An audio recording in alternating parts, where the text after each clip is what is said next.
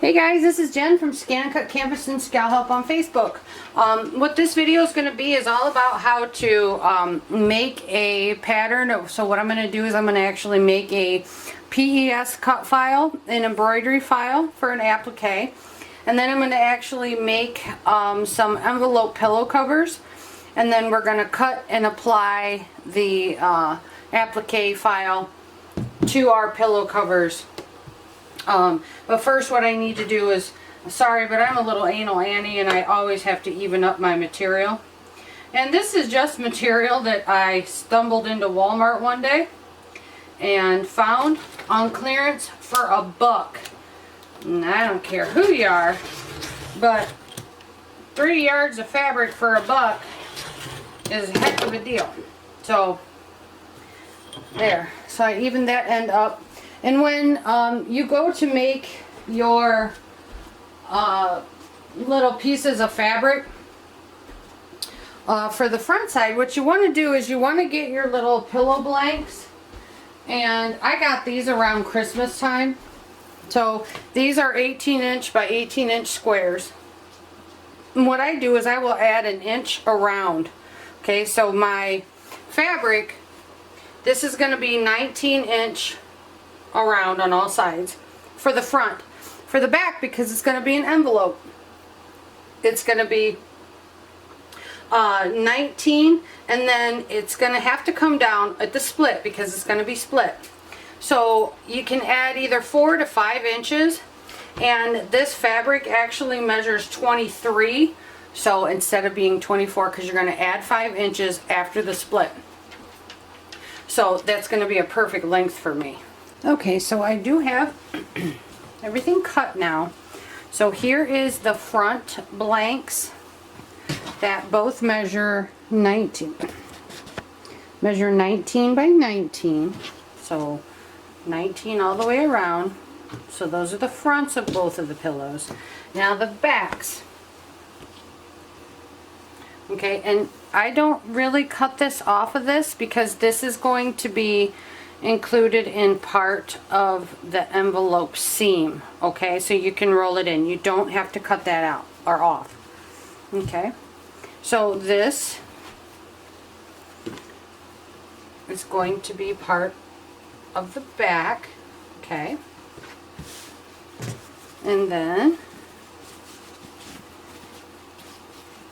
here's the top piece. Now if when you first start doing these and they confuse you, you can actually use 2 different colors of fabrics for the front and for the back, if that helps you. Okay, so then here's where your envelope will go. And you want, like for myself, I like a nice deep cover, okay? So that if your pillow is kind of on the chubby side, it doesn't do this and you can actually see the pillow in the back. I don't like that. I like a nice thick cover. Okay, so that's why you want a little 4 to 5 inches, but this, because it was 23, kind of limited me. I couldn't go the full 5 inches, which is 19 plus 5 is 24.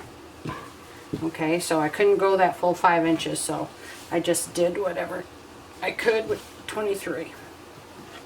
Okay, so we'll fold these up. Now, my applique pieces. I got these awesome prints from a company, and most of you that do fabric will know about spoon flower. Well, I looked and looked and looked at Christmas time for fabric because I wanted to make stockings. Oh my God, look at this. Stockings for my bad dogs that really shouldn't get anything, should you guys, bad. But so I found this to make their stockings from. So I thought, well, let's try to put one of these. Now this is like the, what's that called? Yeah, that stuff. Yep, that stuff. Like a fleece or a, I can't even think of it.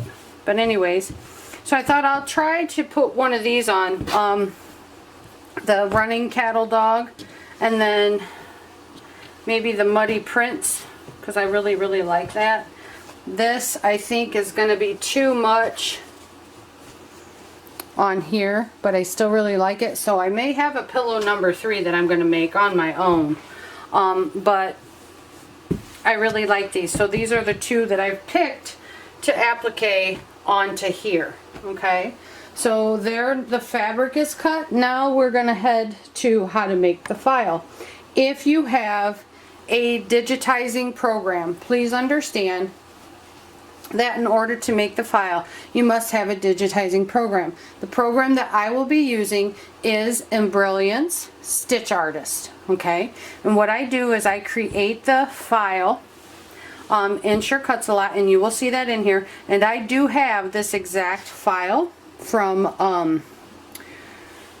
Adobe Photostock.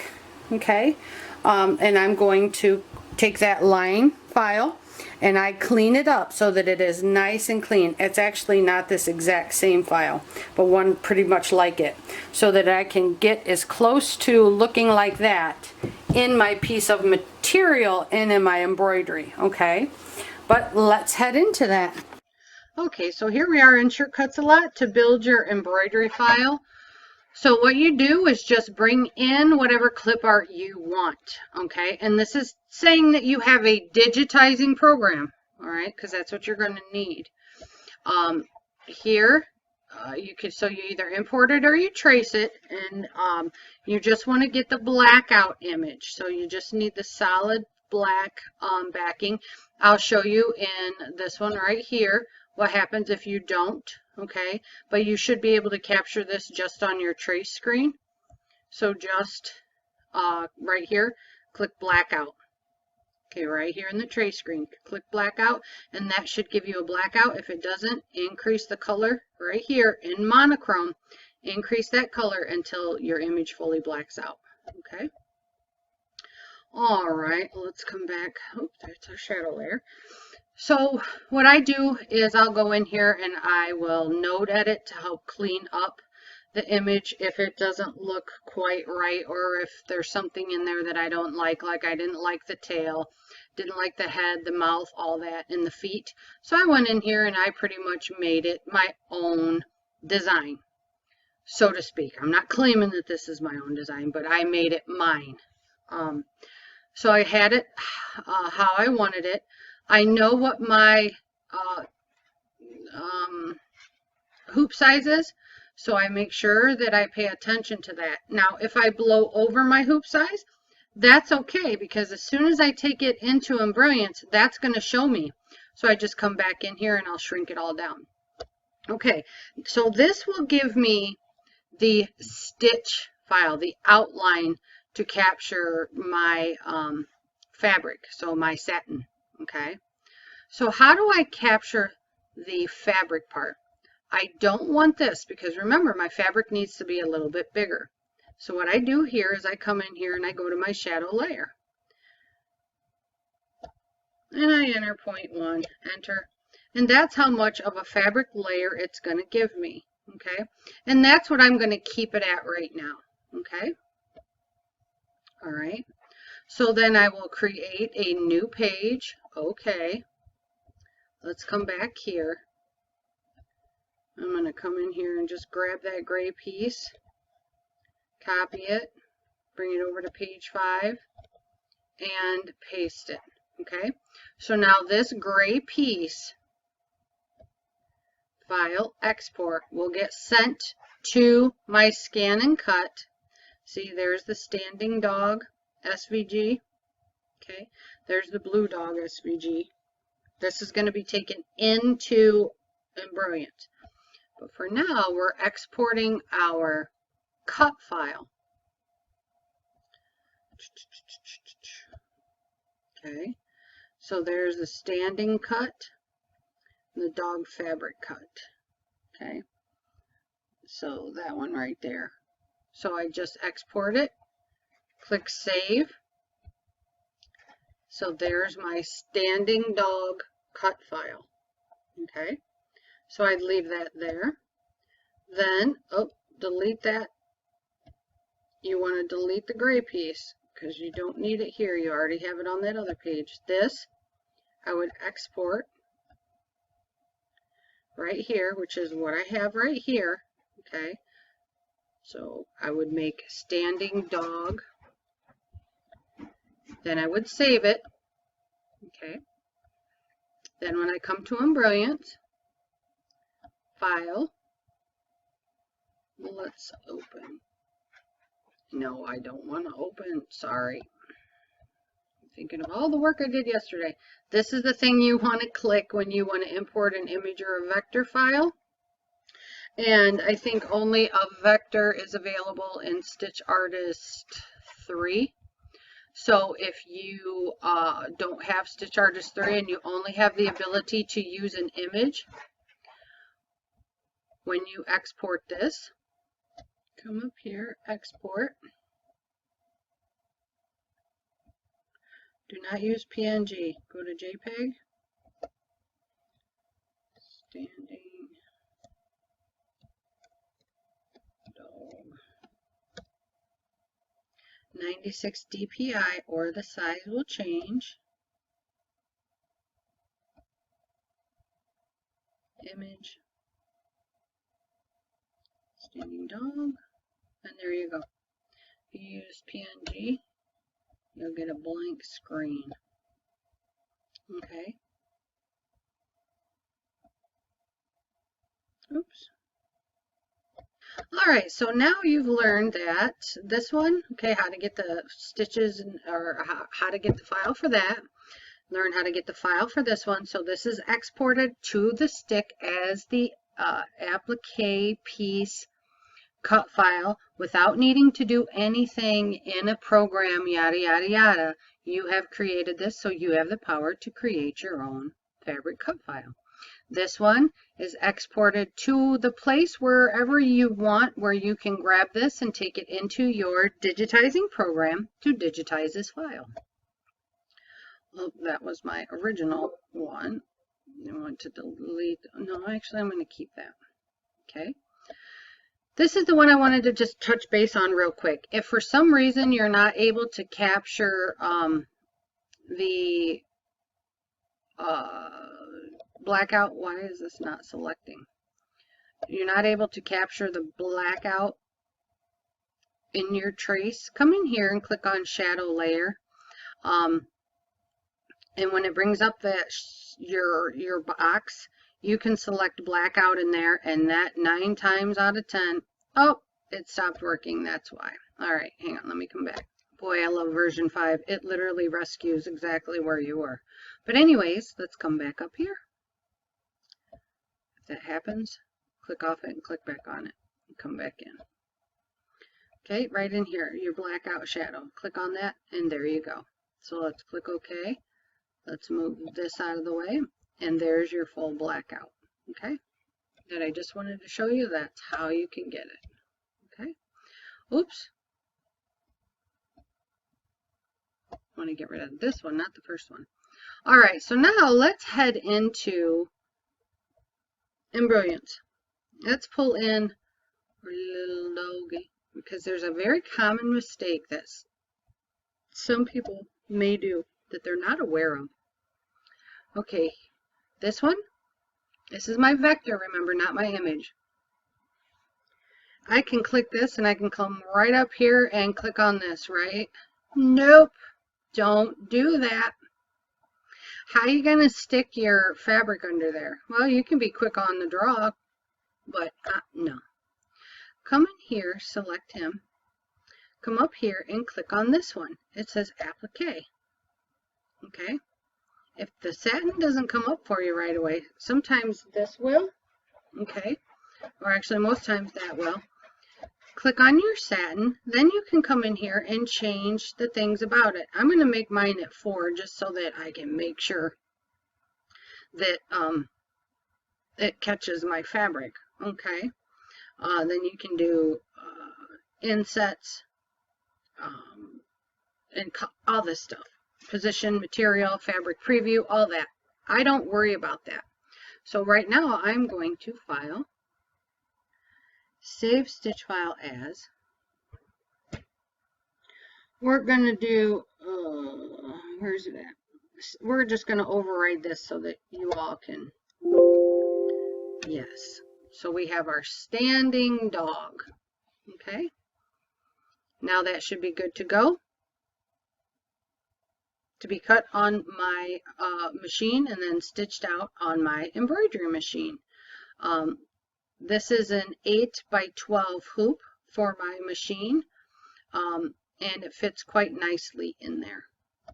Now, if you do not have a digitizing program, that's fine. You can just use a regular old applique file that you've purchased. There's not a problem with that. But I really think sometimes it's kind of fun to see what all a digitizing program offers. Embrilliance, I know, is dirt cheap for all that it does and all of the support that they give to their customers. I absolutely love Embrilliance, but again, I don't get paid to say this. I just use it and I love it. And the reason that I own it is because I'm pretty much dirt poor and I need to have things because I teach you guys. So you can't really teach if you don't know. So I had to get something so that I could teach, and this was it because it was reasonably priced. All right, let's move on to cutting. Okay, so I have the sheet or the fabric cut. I have Heat and Bond Light, okay, cut on the adhesive side facing the wrong side of the fabric, and I'm getting ready to put that down.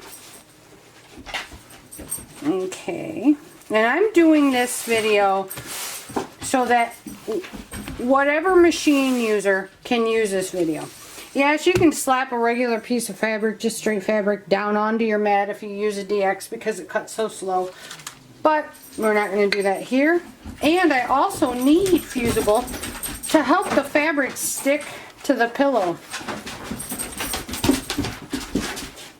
Can you tell there's a race going on in my room? Okay, so I'm going to stick this down here. I think my iron's heated up enough. I don't know. It's the new iron. And to me, I don't think it works very well. So we're just going to put this on here. I use my Teflon sheet because it's a new iron. And I did have to go out and get a new ironing board because that other one was so disgusting. We used it at class and it just got full of junk. Alright, so we're going to make sure we get all the edges. And that's what the Teflon sheet is for, so I can go over the edges. See, now it flashes red like it just shut itself off. Okay. So now let's check and see. Make sure. Yep, everything looks stuck real well. Okay. So now I'll put this one on and do the exact same thing. Making sure it gets to all the edges. Now you can use whatever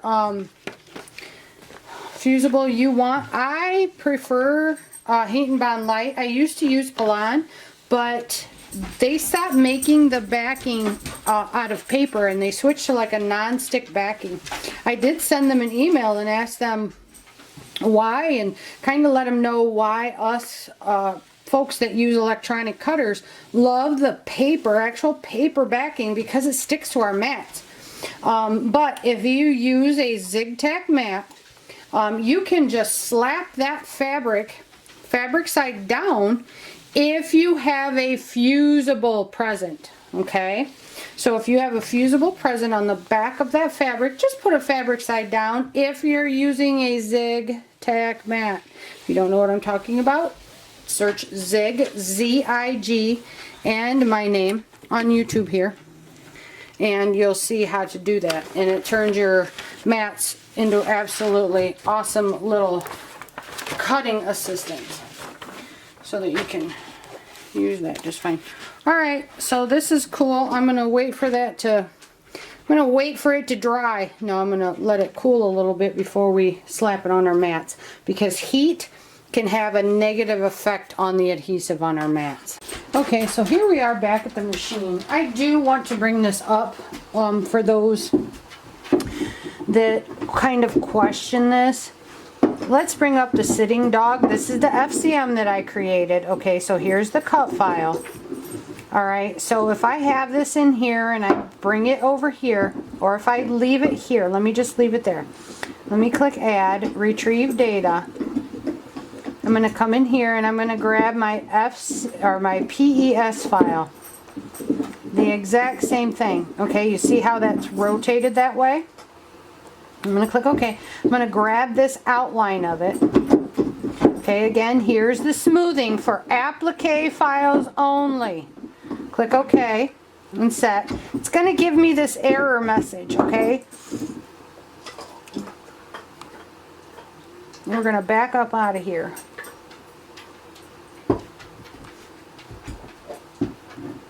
Okay, we're going to come in here to edit. So if you ever have this happen to you, this is how to fix it. Come in here and just switch this little guy over. Okay, actually we're going to come this other way because I want to show you if you're worried about are the files going to be even, does anything change? Here is your answer.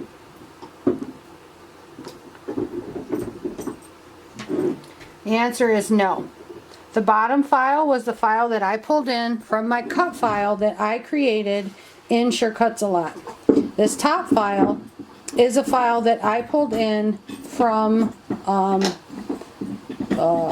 the PES file.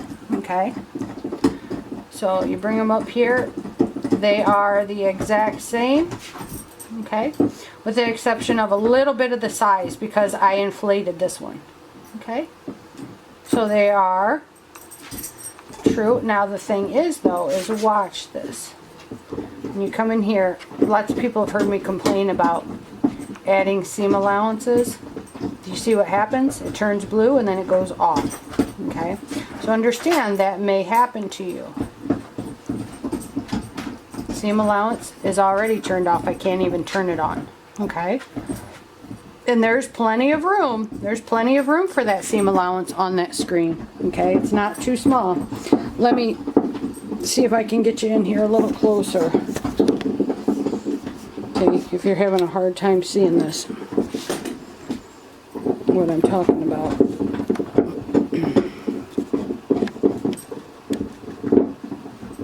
Okay, so there's those. I have plenty of room, so it's not that the room is an issue. I come in here, seam allowance isn't even available there. On this one, which come from the PES file, I click on, but watch what happens to it. It's there for a split second and then it disappears. Okay. Alright, so this is the one I want. I'm going to come back in here and I'm going to flip it and get back what I want. And remember, with me, I place my files down and away from the edge. It is a habit that I've gotten into, and it's a good habit to have. You want that blade to be able to clear those edges to get in there to start to cut, okay? So I've left enough room on my fabric so that it's not right up against the edges.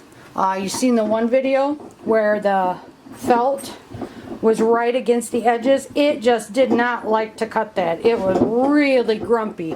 Even with the slow speed and the low pressure, it just did not want to cut that without trying to pull it up. Okay, so if you can, just pull it away from the edges. And my fabric is 6 by 12, I do believe. Yeah.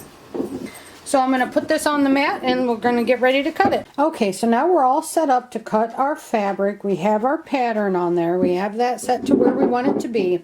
Now, do you see any... Jaeger. Do you see any problems? Yes, we have the black blade in. We need to remove this. We need to put in the thin fabric blade after we drop it, but the blade is hidden in the housing, so that's fine.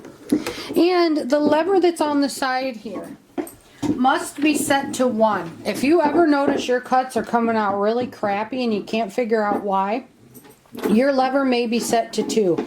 And every time I've tested this, when the lever's set to 2, I have really stringy cuts. The fabric just does not cut right. Also, make sure your platform and back is always pulled out. Every time you make a cut, make sure it's pulled out. If for some reason you have to close up at night and put your stuff away, okay, when you close that up, when you get it back out, make sure you open that up back there, okay? I think that's it. Alright, so let's okay. We're going to okay through all this. I took my camera off of that other bouncy thing so Poobie couldn't get to it anymore, and so nobody would get seasickness watching the videos. But now we're stuck with this thing again. Okay, okay, okay. Please select. We're going to cut. Half cut is on because I was messing with some vinyl, so we're going to turn that off. And yes, my half cut pressure is all the way up to a 3. And it seems to work a lot better for my cuts, but with that pressure being so high, goodness gracious, it shoves my vinyl backing down into the mat. That's a nightmare to get off. Pressure is never good for these machines. Cut pressure, we're going to take this bad boy down to about -5 equally. Okay, so we want that pressure to be low because I do not want this file to be carved into my mat. The only thing that does is damages blades, okay, and mats and nerves. Okay, so now we're going to click OK, and we are going to hit start, and that's going to come in and that's going to cut. And the heat and bond, because it is paper backed, it sticks really, really well. And yes, my speed is always at a 1, because what that does is if something happens, it gives me enough time to get up there and hit that pause button. Okay, so we're going to let this cut and we will come back. You hear that beautiful sound? That blade going through the fabric? That's what you want to hear. You'll also hear the little black lever that sits inside of here hitting the corner of my mat, and you can see how it's bent it all up. Not a big fan of that little black knob that's inside the machine. Okay, so let's see how the machine did.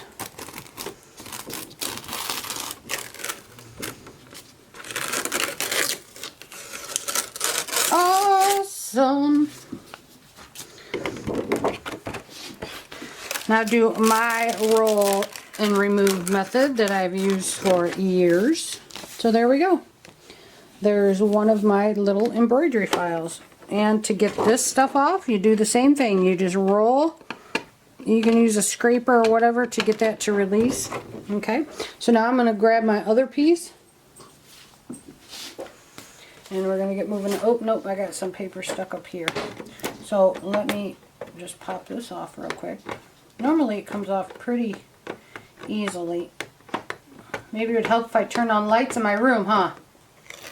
I'm a person that loves being in the dark. I've lived most of my life that way. In the dark and clueless. No. Alright, I'm going to go get my baby wipes and clean this off. Okay, so I'm just going to stick this up here and squish it down.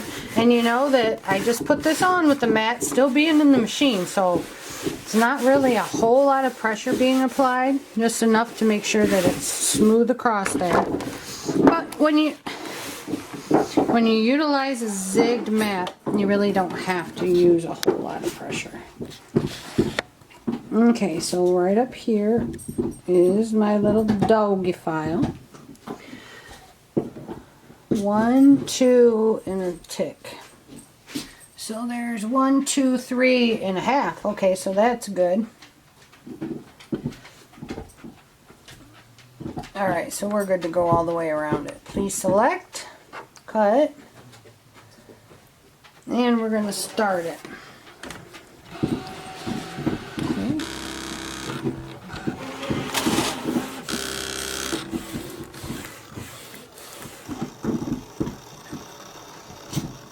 I have to investigate what that noise is as it goes through. It sounds like something is really catching, and there's nothing even sticking up, so I have no idea why it's making that horrendous noise. So I can see all the way through the machine, and there's nothing, not even a part of the fabric sticking up. But you hear that wonderful sound of the fabric being cut? That's what you want. And I checked to see if the this file was cut into the mat, and it wasn't. There was no, there, you just heard that little tick. That was that black piece that sticks up hitting the edge of this mat, hitting the corner there.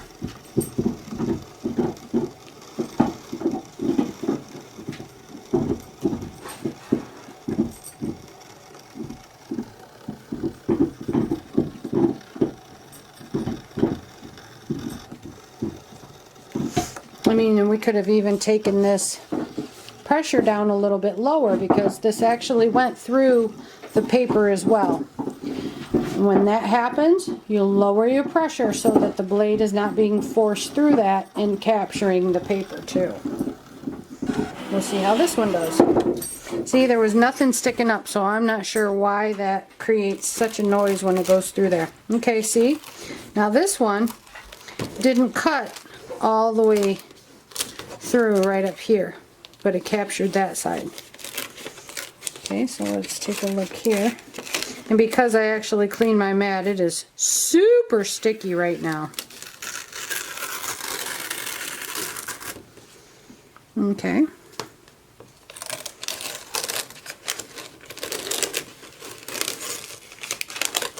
If I was to remove the mat, I'd be doing the roll and release, but just so that you can see it without me messing with it, I'm not.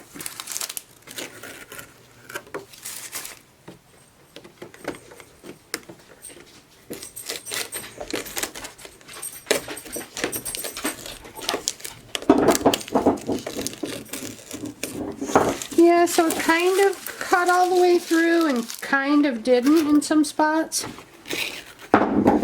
Let's pull this off because I don't need that. So beautiful, cut out the whole fabric. Now, Jaeger. Okay, so I have this paper on, and you might notice, for those of you that have never seen it before, I do have this weird looking stuff on my hoops, my fast frames.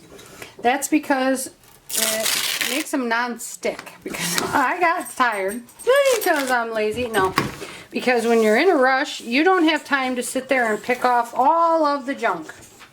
Okay, and as you can see, it started to really build up on my fast frames.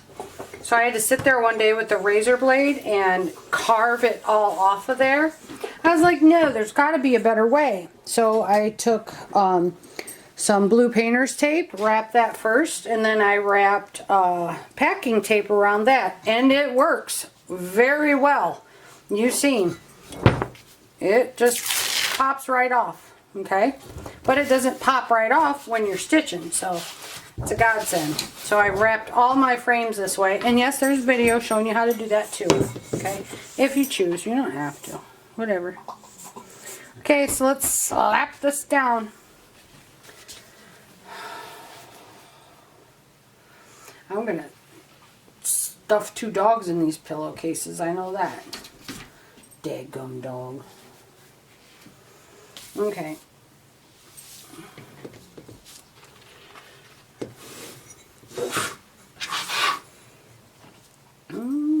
Yeah, I did do this backwards. Really needed to put the centering mark on the back, but this is why I don't normally use them. I do all of my stuff by eye. And with this kind of pattern of fabric being so wild, I really don't think anyone will notice if it's slightly crooked. And if they do, tell them good. Don't look at it. No.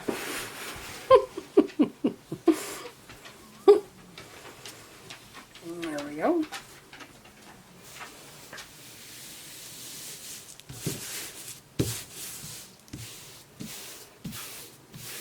But that's the beauty of art and creation.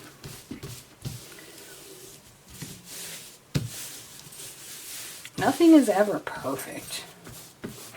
And if you think that, then you need to stop doing this. Okay, let's head to the embroidery machine. Okay, so here we are over at the embroidery machine. So I have my little placement stitches, tack down stitches, whatever.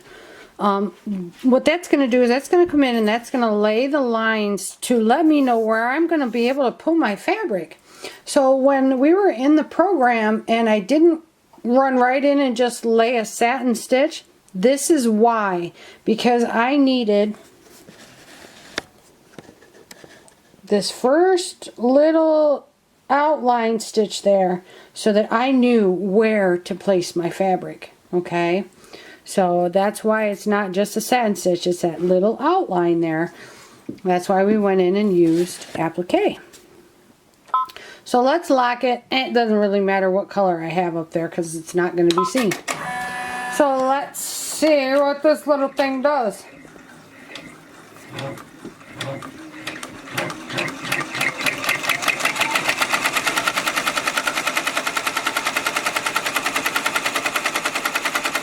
And it's actually in a light blue. So we'll see if all that piddling around did any good. Okay, and it's finished, and you actually can't even see it on there hardly. So I'm going to run my little glue stick right in here on the little legs and the tail. Back here by his rumpus, so that I can place my applique piece down. And I am such a horrible placer. Man, you give me some minky fabric and it's even worse. Anything, oh God, it's just terrible. You better give me a 10-inch inflation or this chick is going to be out in left field. Applique and me.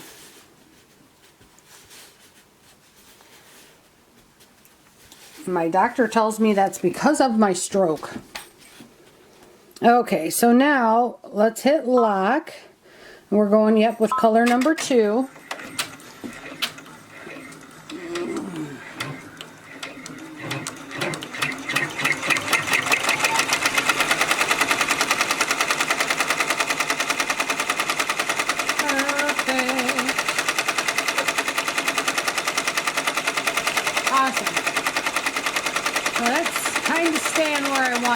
What I find sometimes is my fabric will move with the needle. So sometimes I'll even 505 spray this stuff down so it's not moving on me. Because I don't want it to pucker or anything like that. Oh, come on, catch that. Catch, catch, catch. There we go. Good. Alright, perfect. Well, I'll come back when we're done. And it's turning out really pretty.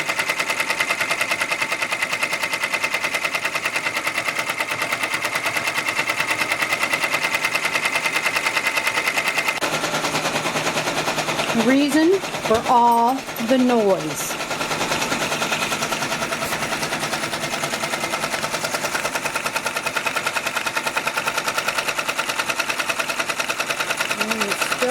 And it looks pretty good all the way around. Just around by the head, I'm going to have to trim some of that off because there's too much popping out there. But we'll take a look at it when it's done.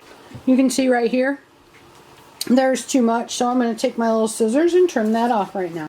And how I trim is I usually hold it up, fold it so that the fabric sticks straight out like that. And then I'll come in and trim. And that keeps me away from the stitches and the fabric. Okay? So I'll come in and get that. Alright, but that's how I normally trim. Let me see if I can get this one on camera. It's hard to focus. Get it close and then there we go. Okay? So I leave the stitches alone and then grab the fabric. But that's how I do it. Alright? You can do it however you want. Okay, now before we get into the stitching, real quick, I don't know if I told you this and I'll have to look back in the video, but if I didn't, I'm going to tell you now. The 19 by 23 piece has to be cut in half, okay? So you want it 19 wide, but then cut the 23 in half, or whatever the length is. So you need to cut it in half where the split is going to be, okay? So you still need the 19 or whatever wide yours is, and then cut it in half for the width where the split is going to be, okay? I don't know if I said that in the beginning, but that's what you're going to need to do, okay? So, let's get stitching. And we're going to get this guy, we're going to put this pillow together. But you need to create the fold line. So let's see here, where's this guy going?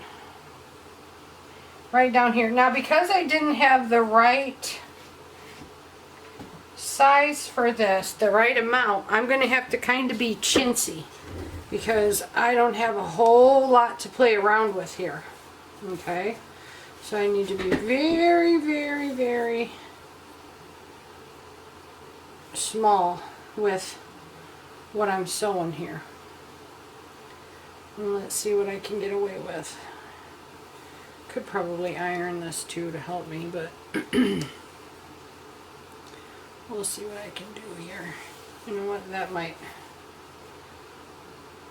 just have to be the other end because I can't deal with that fold. Okay, so I'm using a zigzag stitch, and I'm going to go about as small as I can. Oops, hold that thought.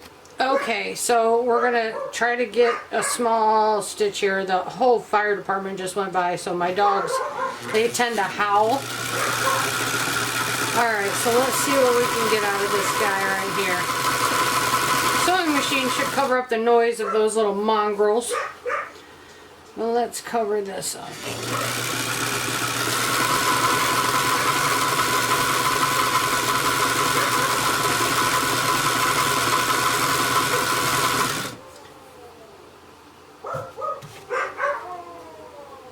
Yeah, they're in there howling. Alright.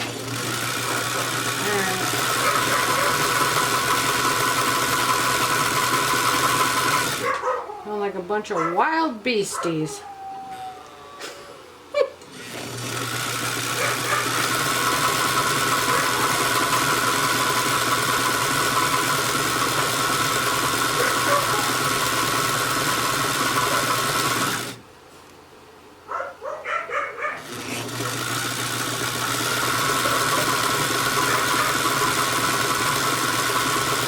Okay, so this is the first roll done in the where the fold is going to be in the envelope. So Poopy, my animals are driving me insane. Okay, so that's the first roll. I'm going to roll it again and I'm going to stitch it again. So I'm going to come back after everybody decides to calm down. Okay. So now let's get into this. Now this is the one where I will put the back stitching in here. Okay, because I want to secure it. Alright, so now let's rock out with this little down. Remember, this is a chintzy kind of thin one because I didn't have the full 5 inches, so I'm working with less material, so that's why I have to make this a bit less. And I want as much fabric as I can so that my envelope can be as big as possible because I don't really want my pillow peeking out. But if it does, I can also throw some buttons on there, which always look good, in my opinion.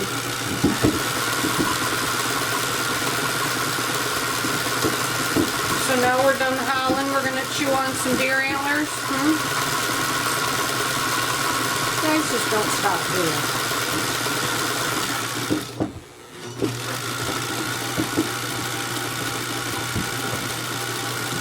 And make sure, and I would normally turn and stitch, but I want to talk about this. If you're sewing like I am, that means your bobbin thread is going to show. So make sure your bobbin thread is going to match whatever you're sewing. Okay? That's why I've picked white. So, hey, that's a pretty straight stitch. Oh my goodness. It's gonna snow, snow, snow. Alright, so let's grab our other one and we're gonna do the exact same thing.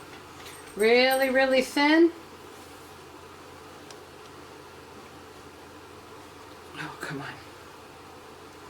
And like I said, if you want, you can use your iron to iron what you're going to actually sew, if that helps you.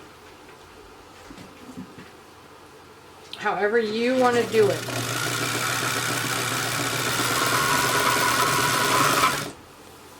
Totally up to you how you do it. Ironing does tend to help because it'll seal down this thread or fabric line and help you see exactly where you are going to sew. Me, I just like to fly by the seat of my pants.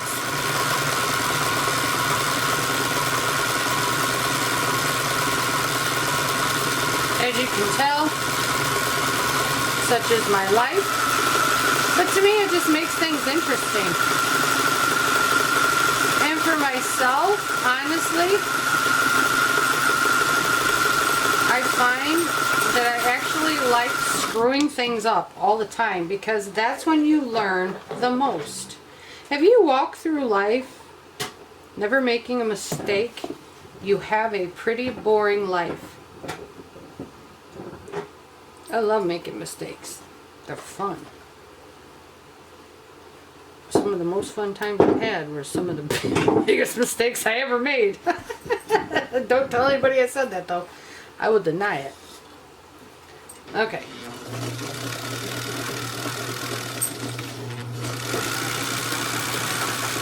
Oops, oops, oops, oops, oops, shoo! Went a little too far. Yep, that got caught. There we go.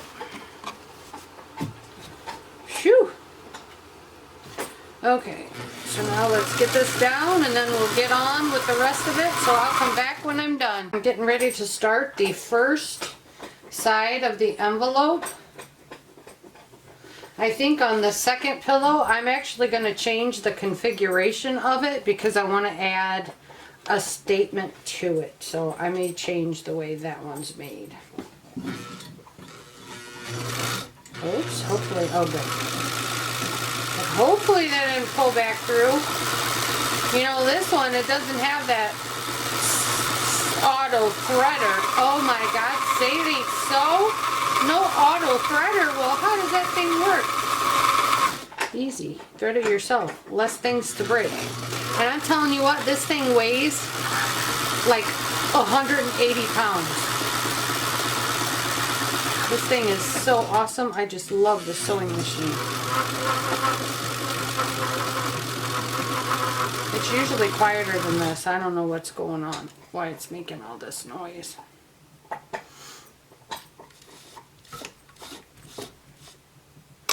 It gets oiled all the time. Every time I use it, I oil the crap out of it.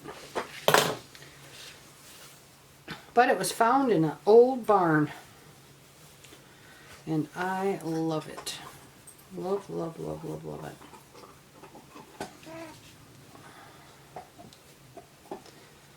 Okay, so I'm going to go ahead and continue stitching this and I'll be back. Okay, so now I'm on to part 2 of this. And don't be worried about where to put your crease or your center or the opening for your envelope hole in the back. Just line up your end seams, okay, or your side seams, whatever. Just line them up and sew them together. This will come together on its own, okay? So that's what I'm doing here. So I'm just lining up this end seam. And we're going to go at it that way. Okay? So let me put the camera down here so you don't have to see all my awful dogs and bad fat cat laying right up above me here trying to attack me. Okay, so we're just gonna keep right on it going here, right around this, and we're going to seal it off. Okay, good.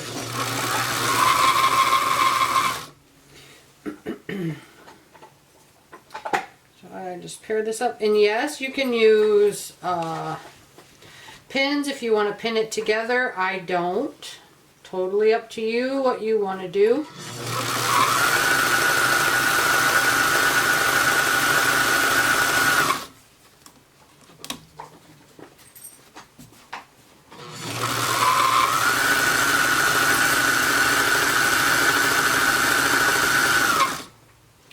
Normally this machine is so quiet. I do have another one that's another favorite of mine. It's also a dual stitch straight and zigzag. It's a Brother pink and blue one. I absolutely love old machines. And they're easy to work on. This one was froze up when I got it, and I had to beat on it with a hammer and a chisel. And it did absolutely nothing to it because all of the parts are solid cast iron. Didn't even put a little tiny dent in it with a chisel. So I was like, these machines are just unbelievable. But what happened was, is the oil that was in it looked like a form of cooking oil or something. So that froze up all of the gears. So I literally had to break the gears loose. And when they busted loose, and this thing runs like a top. And I love it. You just can't find stuff like this anymore. And that's sad.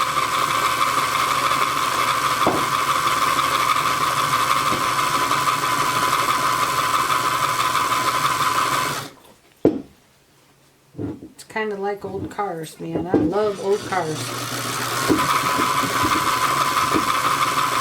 I have a big Yukon Denali. When I was a therapist, that's the first thing I bought to reward myself, I guess, for being a therapist for as long as I was. That thing was nice, but now it's nickel and diamond me to death. So I said, I want me like a 68 Chevy truck. Give me something old that's not going to kill me in bills. Okay, let's move over, Granny. Oh my God, this thing weighs like 10,000 pounds. Out of the way here. And let's pull our pillow. Oh crap, I forgot to sew this side. I was like, wait a minute. What did we do? Well, Jen, let's see. It's called You Forgot to Finish Sewing. Ah, the day in the life. The adventures of Jen. See? Poobie, you just stop. You up there laughing or something? Yes, I hear you. Yes, my animals even think I'm nuts. Okay, so let's finish sewing this side and then we'll take a look. Put the hammer down. Can't believe I'm actually sewing straight today. It's gonna snow.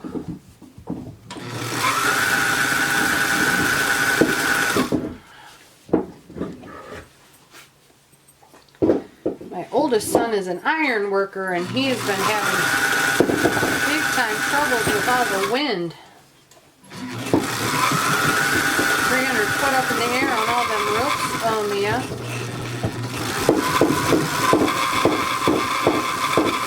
I'm hoping the spring is gentler to him than the winter has been. The boy's crazy. Takes after his mama. Okay, so let's try this now. Let me unplug this, move this out of the way.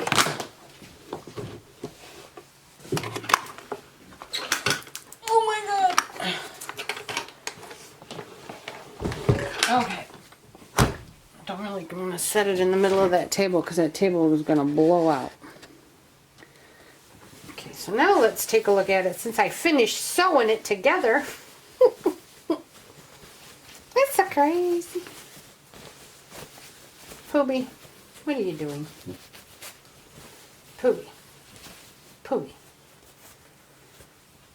What are you doing? What are you doing? Why don't we stuff you in this pillow? Okay, so now let's get our pillow blank, because that's what it looks like. So that looks pretty good. And these pillow blanks, you can get these at Walmart dirt cheap. I got 16 of them for, I think it was $11. But they were having a Christmas sale, and I got them for $8. 16 of these for $8. Yeah. So these were on the Christmas list, but as you can see, they didn't get made. Okay.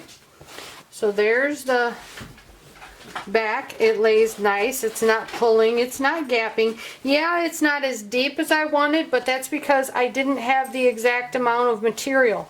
But this still works. It still sits there. It's nice and pretty, and it's got about at least an inch.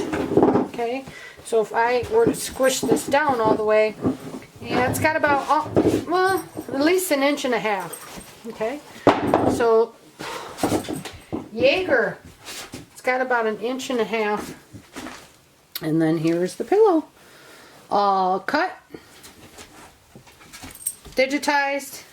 Do you approve? Yagi, do you approve? And cut on the ScanNCut. Okay? If you guys have any questions, you can come and find me over at ScanNCut Canvas and Scal Help on Facebook. And you know, ask me your questions there. Plus, you can also get help for your ScanNCut and possibly any other thing that we might get up to, like how to put your big fat cat on a diet. No, I'm kidding. But there's your pillows, and I'm gonna trim, or I'm gonna go ahead and with this one, I'm gonna actually create an embroidery file to go over here. That's got some wording in it. Okay, guys? Alright, y'all have a good day.